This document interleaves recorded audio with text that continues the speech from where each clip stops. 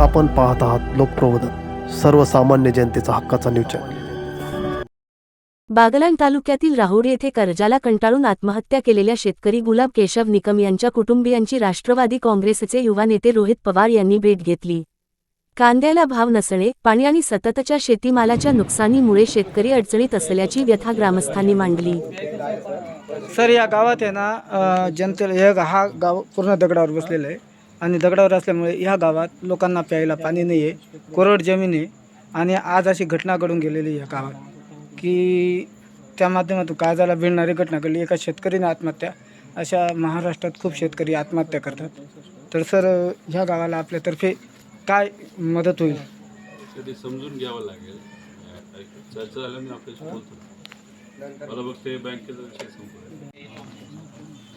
यावेळी माजी आमदार संजय चव्हाण तसेच कार्यकर्ते मोठ्या संख्येने उपस्थित होते।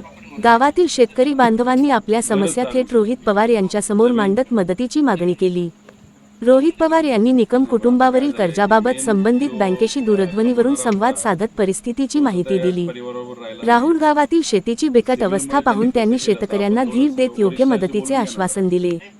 लोकप्रबोधन मराठी न्यूज नेटवर्क महाराष्ट्रचे उपसंपादक वामन शिंदे, बागलाण।